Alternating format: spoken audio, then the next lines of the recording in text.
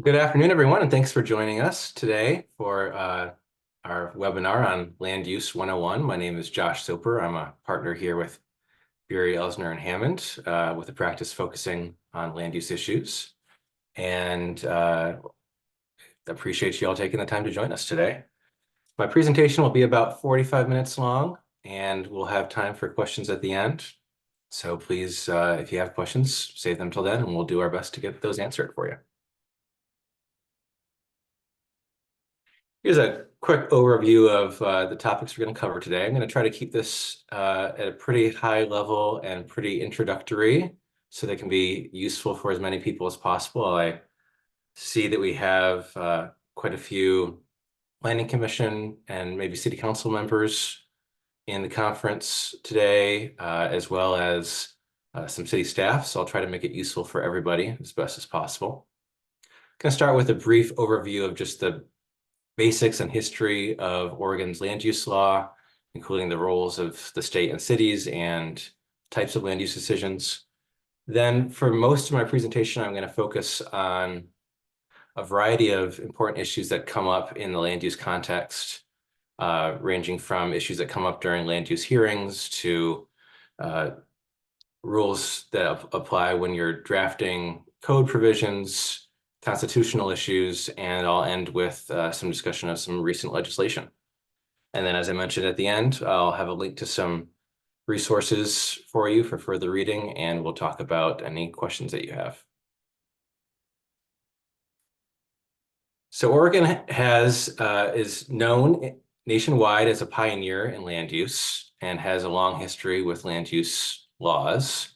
We celebrated our 50th anniversary of Oregon's land use system last year.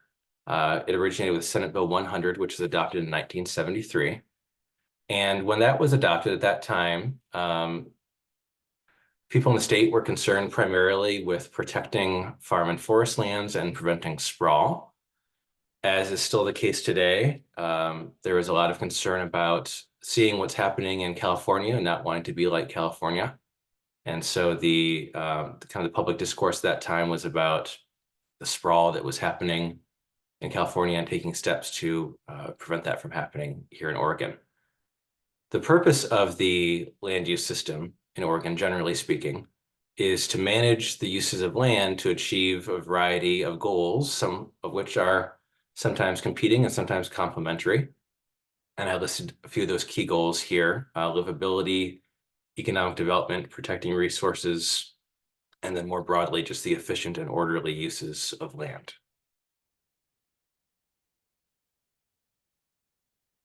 The role of the state and cities, and I should mention here, I think most of the attendees here are from cities, so I'm going to focus mostly on cities, but a lot of this would also apply to counties if you're from a county. The state established 19 statewide planning goals, which kind of set the general framework for Oregon's land use system. And then also the state enacts a variety of statutes and administrative rules governing land use issues. It seems in recent years, at just about every legislative session, there's additional state statutes being amended or enacted. And then, of course, the resulting implementation through administrative rules. So there are a lot of changes to keep track of there. The two of the acronyms to remember in terms of state involvement in land use can be a little confusing because it's the same letters in a different organization. So there's DLCD and LCDC. DLCD is the Department of Land Conservation and Development, and LCDC is the Land Conservation and Development Commission. LCDC is the appointed commission that governs DLCD, and DLCD is the state agency that is primarily tasked with land use issues in the state. The other state agency to keep in mind is LUBA, the Land Use Board of Appeals. That is a specialized administrative hearings body that was created by the state to hear first round appeals of local land use decisions. The idea there was to reduce the impact on the state court system from having all of those appeals go directly to the state court system and also to hopefully get better results at the initial review level because of the specialized expertise in land use issues that you have at LUBA that you don't have in the state circuit court system. City's role is divided into three basic categories. One is creating and enacting and amending comprehensive plans, which are kind of the big picture vision of the city and policies of the city relating to land use, and typically includes zoning maps. Then ordinances, which are the commonly referred to as the development code, which are the more specific rules that implement the goals of the comprehensive plan. And then when those two together establish the rules for development in the city. And then the other role that the city has, of course, is reviewing development applications for compliance with the ordinances and the comprehensive plan. This is a little bit of an oversimplification, but these are the two primary types of land use decisions, or the two buckets of land use decisions that will be most frequently encountered in cities.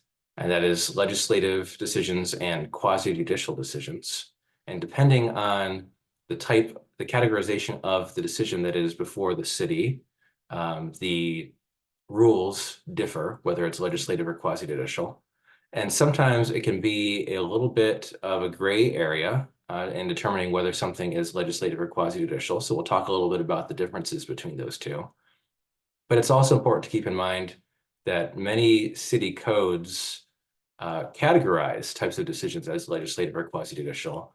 And that categorization, while helpful, is not controlling. And so LUBA will use certain factors that we'll talk about in a few minutes to determine whether a decision is in fact legislative or quasi-judicial, regardless of how that is categorized in the city's code. Legislative decisions, the quintessential example is adoption of comprehensive plan or of development code amendments or additional language in the development plan. These are decisions that typically involve more generally applicable policies and standards that are going to be more forward-looking to apply to a variety of different situations in the future and a broader group of people, such as the city at large. As I mentioned, examples included many of the comp plan. Zone changes can be legislative if they apply broadly to a large area. As I mentioned, changing the text of the development code would qualify.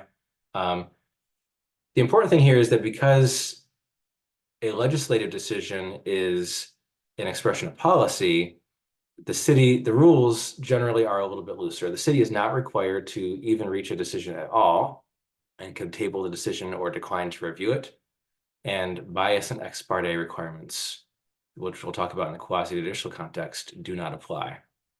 So one helpful way to think about this, if you think back to, if you're fortunate enough to have a high school civics class and learn about the three different branches of government, when we're thinking about legislative decisions, it's when the city is acting in a capacity similar to a legislature or Congress, making laws.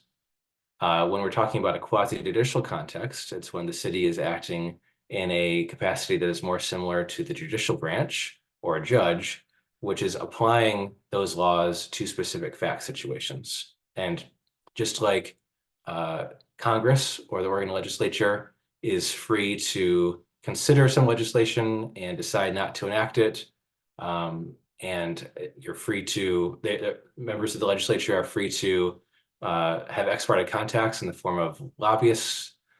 They're free to be biased in terms of, for example, running for office on a particular platform, a commitment to enact certain legislation and then doing that. Those same types of concepts apply to legislative decisions of the city. But it's different, of course, when we're talking about acting in a quasi-judicial capacity. Quasi-judicial decisions, generally speaking, are going to be situations where the application involves either a single property or a small group of properties. And the decision is based on the pre-existing criteria, the rules that I was previously mentioning. and importantly, the city is required to make a decision. So just like if somebody sues somebody else in a state circuit court, the judge doesn't have the ability to say, I'm just not going to issue a decision on this at all. The city is obligated to reach a decision on a quasi-judicial application.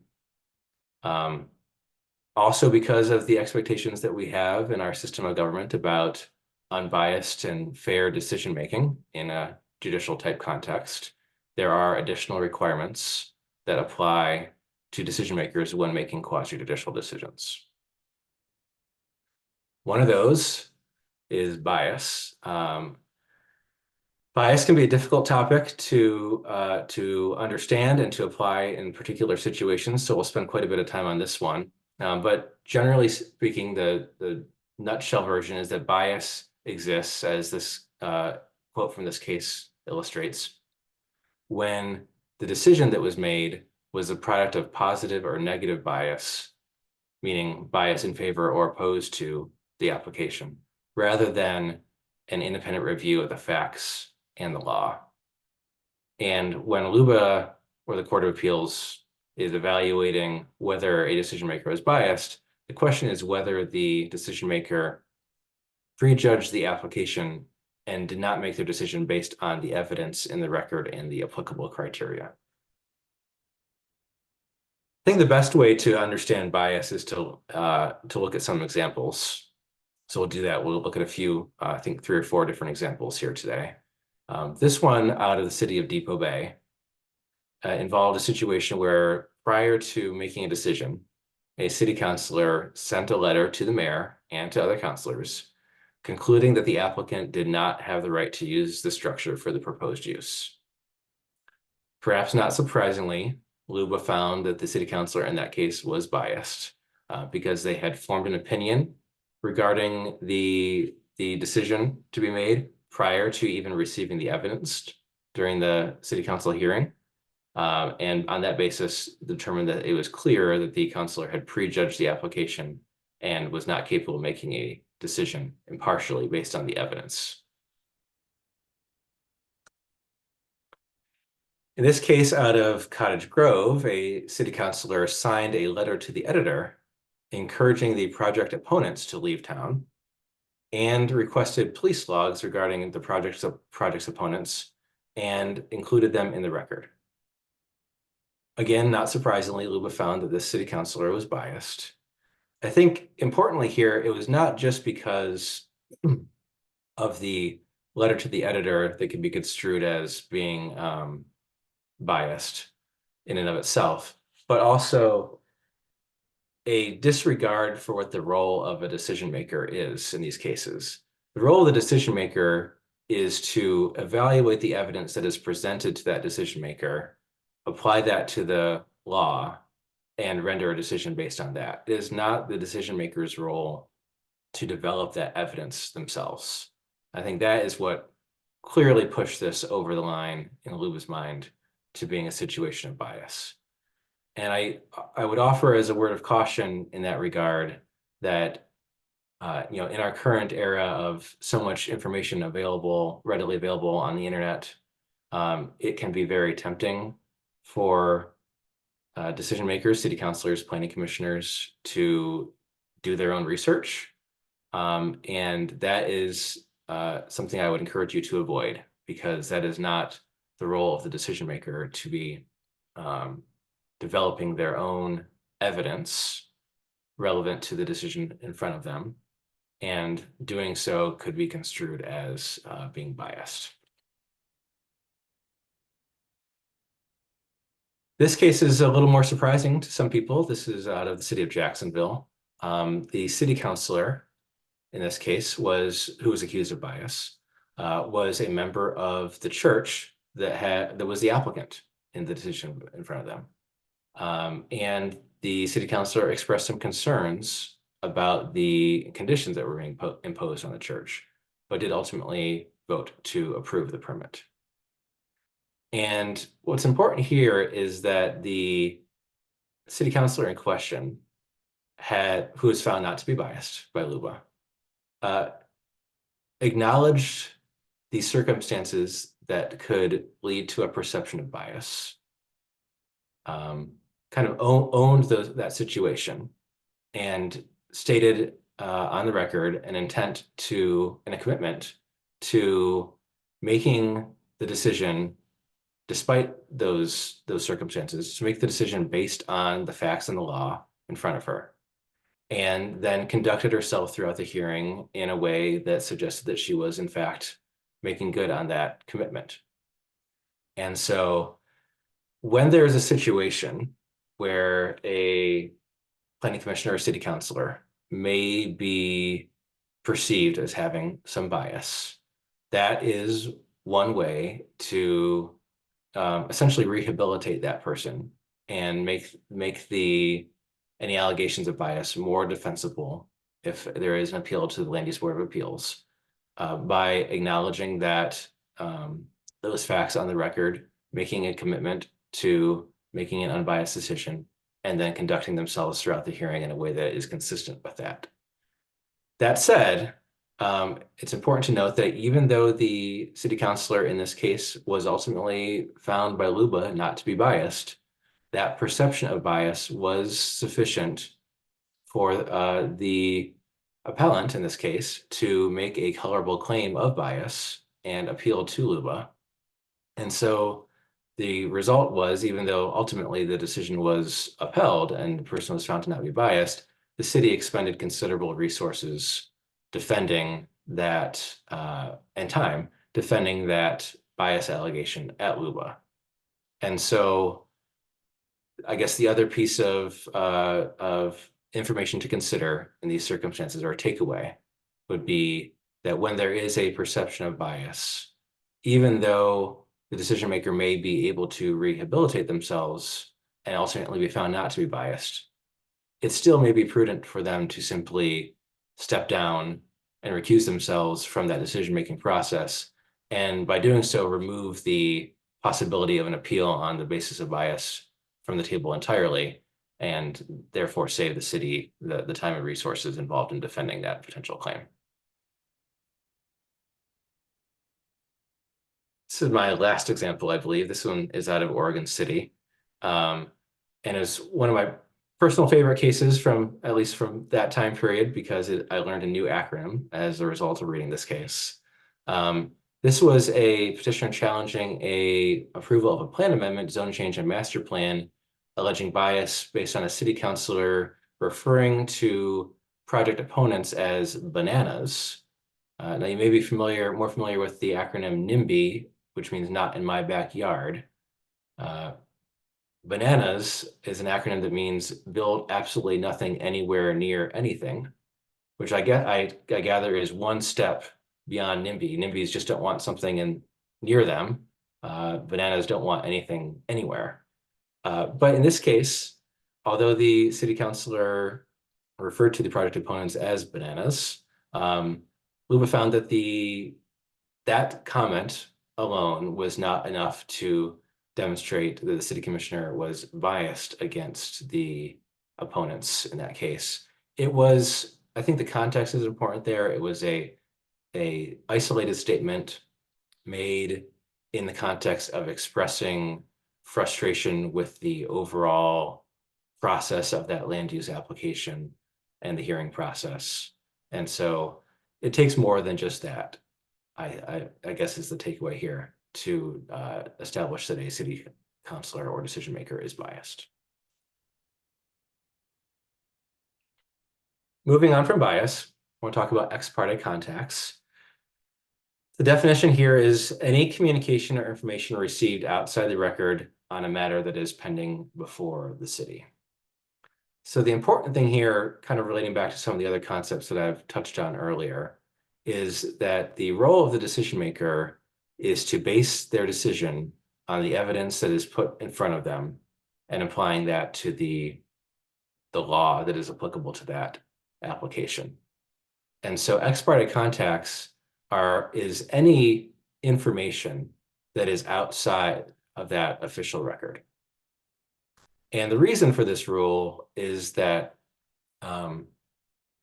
it is important for everybody who is involved in a land use hearing process to be aware of all of the information that could potentially form the basis of the decision maker's decision and have an opportunity to respond to that information.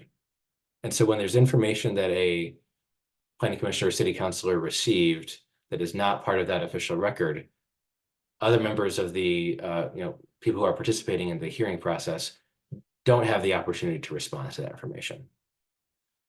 And so it's also important to know, though, that ex parte contacts are not themselves unlawful.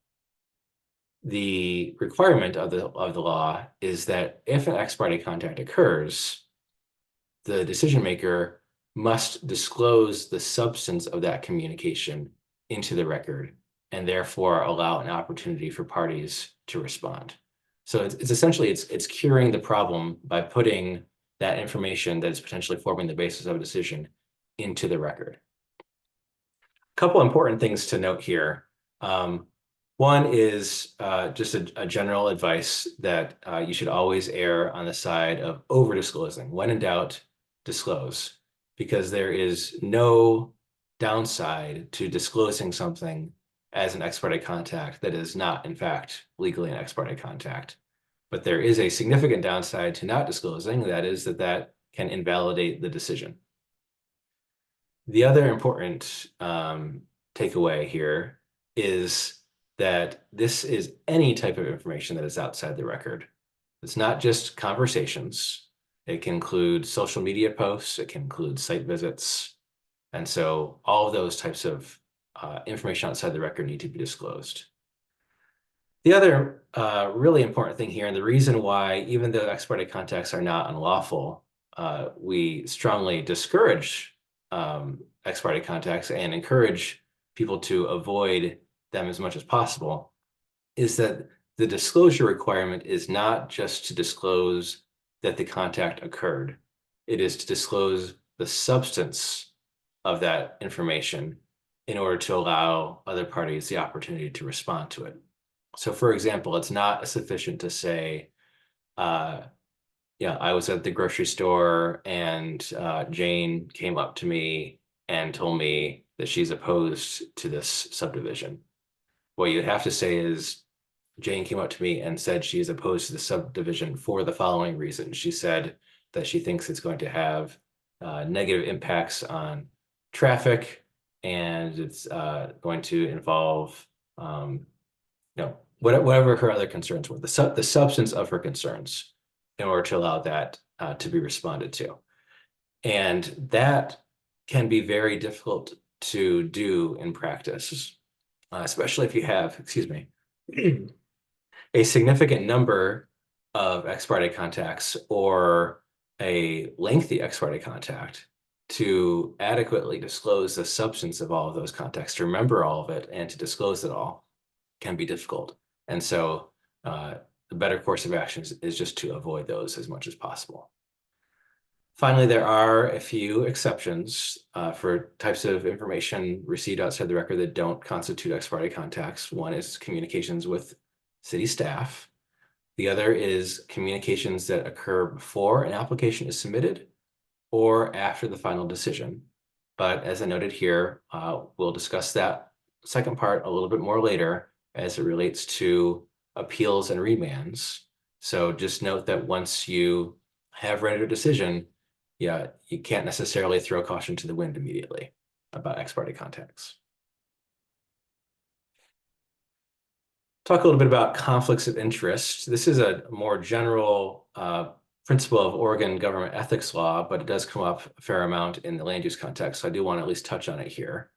Oregon ethics law provides for both actual and potential conflicts of interest, where the distinction is whether the decision being made by the decision maker either will result in a private pecuniary benefit or detriment, aka a financial gain or loss, or whether it only may result in that financial gain or loss. It applies to financial gains or losses that that are applicable to a decision maker's relatives, household, and businesses, so not just that person individually. Regardless of whether the conflict is actual or potential, the conflict must be disclosed. And for actual conflicts, the decision maker must recuse themselves. And the best practice in those situations is to not just step down from the dais, but to completely remove yourself from the proceeding and from the room to avoid any allegation that you were attempting to influence the result in any way. The conflict of interest, as you can probably gather from the conversation earlier about bias, can frequently overlap with bias. But it is the important distinction here is that although bias really just creates risk for the city in terms of the decision being found to be biased and remanded back to the city on appeal, conflicts of interest can result in personal liability for the elected official, which can include fines and up to double the financial gain realized. And so because of that financial personal exposure, although we're happy to talk to decision makers about conflict of interest issues, our ability to provide specific legal advice is limited because it's a personal rather than a city legal issue. And so recommendation is to call the Oregon Government Ethics Commission, that's OGEC. They have a email and phone hotline. I'll provide that contact information at the end of this presentation, where they will provide free advice on conflict of interest and other ethic issues. Just briefly here, also a couple other ethics issues that can come up. Use of position or office. This prevents every public official from using their position or attempting to use their position to obtain a financial benefit if it wouldn't be available other than through their office.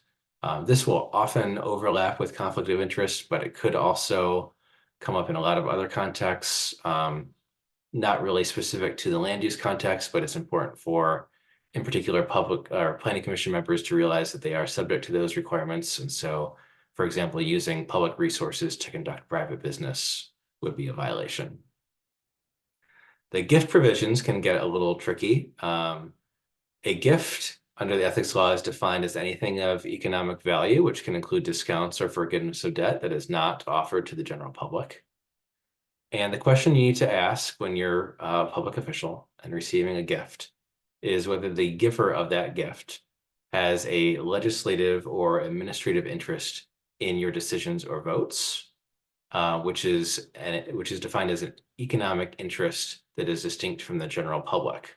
So an obvious example would be an applicant in a quasi-judicial land use proceeding is going to have a legislative or administrative interest in a planning commissioner or a city councilor's decisions. If that interest exists, if the giver has that type of an interest in the decision maker's decisions, then state law limits the amount of gifts that the public official can receive from that source to $50 total per calendar year. Again, like with the conflict of interest provisions, both of these apply to decision makers' relatives, households, and businesses, and violations can result in personal liability. And we encourage you to contact the Government Ethics Commission if you have questions. Public meetings issues, again, this is something that applies a lot more broadly than land use, but can come up a lot in the land use context. So it's important to cover it here. Planning Commission and City Council are both subject to the Oregon Public Meetings Law, which at a high level requires that all meetings be publicly noticed and open to the public. It applies to any meeting where decisions or deliberations on matters of official business occur. And that includes, this is where people often can run astray. It includes electronic communication, such as email and social media, and also includes what is commonly referred to as a serial meeting, which is a meeting that occurs when there isn't even a quorum present or directly involved all at the same time, but there is a quorum involved through either an intermediary or through non-contemporaneous communications. So if, for example, a subset of the planning commission smaller than a quorum has a conversation with a staff person, and then that staff person has a conversation with another subset of the planning commission, and combined, those subsets add up to a quorum, and there is two-way communication through that intermediary, then that is going to be a violation of the public meetings law. Same goes for social media posts, engaging in comments and responding on social media, even if it doesn't involve a quorum of the planning commission or city council all at the same time. If it adds up to a quorum, that would be a violation of the public meetings law. I'll talk a little bit about hearing requirements, and specifically for quasi-judicial hearings. State law and city codes often include specific notice requirements which need to be followed. Staff will typically provide a script to open the hearing, which will meet other legal requirements, such as identifying the raise it or waive it requirements and identifying the criteria applicable to the application. At the initial evidentiary hearing, which is just the first hearing where evidence is taken on an application, anyone can ask for time to present additional argument or evidence. And if that request is made, it must be granted. And it can be granted either by holding the record open for a period of time or continuing the hearing to a future date in order to allow that additional argument or evidence to be presented. Finally, the applicant is entitled under state law to 7 additional days after the record is closed to submit final written arguments, but the applicant can waive that period and frequently does in order to get a faster decision. For those of you who are a presiding officer, a mayor or a planning commission chair, it's important to understand that you have the inherent authority to maintain order and decorum in a public meeting and in a public hearing. And that includes the authority to establish reasonable rules for the conduct of the meeting and to establish the order and length of public testimony, although that is often specified by ordinance or other rules. That also includes dealing with disturbances, which are unfortunately fairly common in the land use context. The recommended path for dealing with a disturbance during a public meeting is outlined here on this slide. The first step is, if somebody's causing a disturbance, is to warn them that what they're doing constitutes a disturbance or disruption, and that if it continues, they'll be asked to leave. If it does in fact continue, then you ask them to leave the meeting. And if they refuse to leave the meeting, then they are legally considered a trespasser, and you can contact law enforcement and have them treated as such. The other important best practice here is when you get into these situations with disturbances, call a recess. That's the best way to take the wind out of their sail and to avoid making the disruption even worse, particularly while law enforcement is potentially physically removing somebody from the meeting. Don't try to continue to conduct the meeting during that happening. Moving on from the hearings context, I want to talk about criteria and findings. So criteria, the rule here is that approval or denial of an application must be based on the standards and criteria that have been adopted by ordinance. You're not able to, as a decision maker, either change those rules or apply different rules. You are stuck with the rules that have been established through the comp plan and development code for making your decisions. Findings, the requirement here is that the decision that is made must be accompanied by a statement that explains what the relevant criteria are, what facts were relied upon, and the justification for the decision based on the criteria. So essentially applying the criteria to the facts from the record to explain the ultimate decision that is made. In terms of the facts that are relied upon, the decision must be based on substantial evidence in the record. And so it is important, if there is conflicting evidence in the record, that the findings need to resolve those conflicts and determine which evidence the decision maker is relying on, which can oftentimes just be a credibility determination.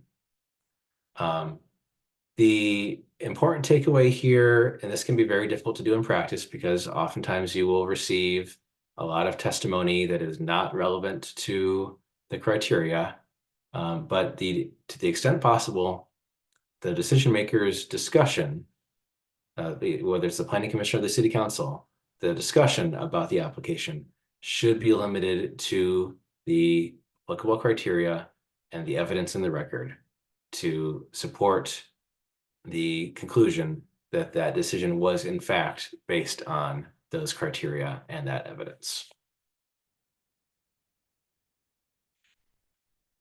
Moving on to appeals, the first round of appeals in a land use application context are going to be local appeals. Most city codes divide applications into categories such as type 1, type 2, which will define who the initial decision maker is and also who the appeal body is.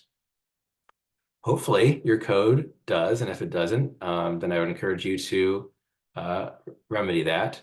We'll specify whether your appeals are de novo or on the record. De novo meaning a completely new hearing process, and on the record meaning that no new evidence is going to be received and the decision is based on the record from the initial decision maker. So for example, if there's already a hearing that was conducted at the planning commission level and the planning commission reached a decision, and then that decision is appealed to city council, if it's de novo, city council will conduct an entirely new hearing as if the planning commission hearing had not even occurred. And if it's on the record, the city council would not receive any new evidence and would just review the evidence that was submitted at the planning commission decision and make their decision on that basis. After local appeals are exhausted, further appeals would be to the Land Use Board of Appeals and then onward into the court system, starting with the Oregon Court of Appeals. As I mentioned earlier, remand is a frequent occurrence on when an appeal happens, and this has implications for ex parte contacts. So if a decision is appealed and it is remanded back to the city, you as a decision maker, if you're a planning commissioner or a city councilor, you may be making a new decision on that same application again in the future. And so that can have implications both for ex parte contacts and for bias. And so you should continue to be mindful of bias and ex parte contact issues even after making your final decision, at least for the period of time after that decision during which it could be appealed. And if it is appealed, then during the pendency of that appeal until a decision is made, that potentially is a remand back to you to make a further decision. Moving on to some more specific requirements of state law, the 120-day rule, you've probably heard that term, is a requirement of state law that the final decision, local decision, including all local appeals, must, for most application types at a city level, be made within 120 days after the application is deemed complete. I often get asked about what happens if we fail to meet that deadline. So the statutes provide for two remedies, and the applicant can seek both of those. The first one is that it requires the city to refund at least 50% of the applicant's fees or deposits for the application, or the unexpended portion, whichever is greater. And the state law also allows the applicant to take the decision-making process outside of the local city review process, file a writ of mandamus in circuit court, and that process essentially involves the circuit court approving the application unless the city can show that it would violate the code. It's not very common that applicants do file for a writ of mandamus, but it is a risk. The 120-day rule can be extended by the applicant in writing for up to 245 additional days. So that's up to 365 days total, or 335 additional days if the parties are undertaking mediation, which is not common. And so a tip here is to have blank extension forms available at hearings, at land use hearings, so that if you get into a situation where a extension would be helpful, the applicant can agree to it and commit to it on the spot. You've probably heard the term the fixed goalpost rule. This relates to a concept that I was discussing earlier, which is essentially that you don't get to change the rules in the middle of the game. So when a applicant submits their application, they lock in the rules that were in effect at the time that that application was submitted. And the planning commission or city council or staff, if it's a staff level decision, must make that decision based on those standards and criteria that were in effect at that time. This has been the rule for a very long time. Earlier this year, the Oregon legislature modified that rule with House Bill 4063 to allow, in limited contexts of housing development, for the developer to opt in to standards and criteria that went into effect after the application was submitted. So that is at the discretion of the applicant. If the applicant submits an application, they still lock in the rules that were in effect at that time. But if the city subsequently changes those rules while the application is pending, the developer has the choice to elect to apply the new rules instead of the old rules. I do note here that many cities were already allowing that. So it may not be a significant change for your city, but it is important to recognize that they do have that by right now. The other important key thing to remember here is that if the developer does do that, the completeness review process and the 120-day clock, thankfully, will start over at the time that they opt into the new standards to give the city time to evaluate the application under those new standards. Clear and objective code requirements are a hot topic in land use right now, and a very difficult topic for a lot of communities. This is a requirement under state law that all standards, conditions, and procedures regulating the development of housing must be clear and objective. What happens if they're not clear and objective? It means that those rules cannot be applied to that application. It's essentially as if the unclear or unobjective rules do not exist. Now, a city isn't required to only have clear and objective rules. The city can have a clear and objective path that developers can choose to apply under, and also an alternative discretionary path, as long as that clear and objective path is still available to them and meets certain requirements. This is one of those things that is deceptively simple in concept and very challenging to accomplish in reality. The reality is that few, if any, cities in Oregon have truly clear and objective code that applies to their housing applications, only because, not for lack of trying, but only because it is almost impossible to foresee every way that a code could be challenged on that basis and to make your code purely 100% clear and objective. But it is still, of course, important to continue to try to refine your code to make it as clear and objective as possible to avoid those challenges and to ensure that you're going to be able to apply all of your code provisions to applications that come into the city. Moving on to constitutional issues, there's a concept in constitutional law that is referred to as a taking, which is a government appropriation of private property. And both the Oregon and US constitutions require that the government provide just compensation for any taking of private property. A taking can be the result of regulations that limit the use of property, but the more common way that this comes up in land use context is as the result of exactions, which are conditions of approval that require the transfer of private property, which can be either, actual real property transfer, such as a road dedication, or it can be financial, such as construction of particular improvements. In order to be constitutional, any exaction must meet a nexus and a rough proportionality requirement.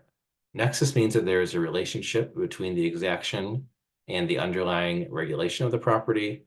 Rough proportionality means that the exaction is related both in nature and extent to the impact of the proposed development. This is frequently referred to as Nolan and Dolan requirements based on two Supreme Court cases that establish these requirements. Just a simple illustration here might help. If an applicant proposed a subdivision, a small subdivision, and the city said that your subdivision is going to have transportation impacts on the city, and therefore, as a result, we're requiring you to construct frontage improvements on your street and some other transportation improvements. There would clearly be a nexus there because a subdivision is going to have some transportation system impacts. The question would be whether the exaction is proportional. So if the requirement were relatively modest, such as building sidewalks along the street frontage, that's almost certainly going to be proportional. If the for a 3-unit subdivision or a 4-unit subdivision, the cost of the project that was required was several $1 million. That's clearly not going to be proportional. It's more difficult, I think, to think of examples where nexus doesn't exist. More often we're dealing with questions of proportionality than nexus. But for example, if you had an existing commercial development and they applied to remove 3 existing parking spaces from their development, and the city sought to require as a condition of approval that they dedicate an acre of parkland, there's clearly no nexus there between what they are proposing and what the city is requiring. And so the nexus requirement would be violated in that situation. So my last slide before we get to questions. Just want to talk briefly about recent legislation. There are a lot of legislative changes that have happened in recent years and a lot just this year. So this is far from a comprehensive review of that, which would be beyond the scope of this presentation. But I do want to highlight this I think is the most significant change, which came from Senate Bill 1537. And that created a process for mandatory adjustments, which will go into effect on January 1st of next year. This will require cities to allow adjustments up to 10 to certain specified land use regulations in applications for development of housing, assuming certain other criteria are met. What is challenging here is that it is unclear how that 10 adjustments is counted, and the type of regulations that a developer can seek to have adjusted is very long and includes, this is a small selection of the types of criteria or types of standards: side and rear setbacks, lot sizes, parking minimums, facade materials and colors, roof forms and materials, balcony and porch requirements, etc. So it's important to keep in mind that starting January 1st of next year, even if your code requirements in these areas are clear and objective, developers will be able to apply for, and you will be required to approve adjustments to up to 10 of those. As I mentioned before, there are a few additional resources on this slide if you want to do some further reading or study on basics of land use. And then also there's my contact information and contact information for the Oregon Government Ethics Commission if you need that. We have some time for questions. Just a reminder, though, that this is a public webinar and it's being recorded and will be archived on our website and on YouTube. So we will need to keep these questions at a pretty high and general level. If you have more specific questions that get into the level of specific legal advice, I would ask that you follow up with me or someone else at the firm outside of the context of this webinar, and we'd be happy to help you with those. But if you do have a more general question, I'd be happy to take those at this time. Please use the raise hand feature in Zoom, and we will unmute you so you can ask a question.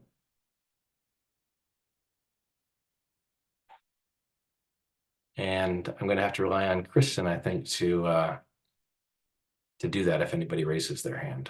I'm not sure I can see that. I don't see any hands raised. Okay. Well, if anyone does raise their hand in the next 30 seconds or so, we'll go ahead and answer those questions. But if not, We do have a hand raised. all right. That's Jason. I cannot see where he is from. City Jason of in Corvallis. Corvallis. Hi, Jason. Yeah. Hi, I couldn't resist. Sorry.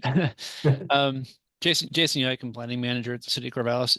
Just maybe a quick couple questions, if you might be able to confirm or not. Recent legislation, I believe, did change the 120-day rule specifically for housing projects, and it's now 127-day or 128-day rule. I forget. Is Yeah, that accurate?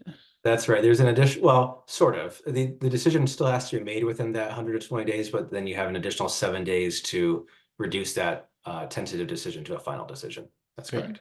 Okay. And then you talked a little bit about de novo versus on the record appeals. Is it correct that there is some statutory language around certain kinds of land use decisions having to be a de novo appeal? I think maybe in the context of an appeal from a hearings officer to a higher body. Is that sound right? I believe that's correct when it's a initial hearings officer decision. Yeah, I think that's right. Okay, that helps. Thank you. Yeah.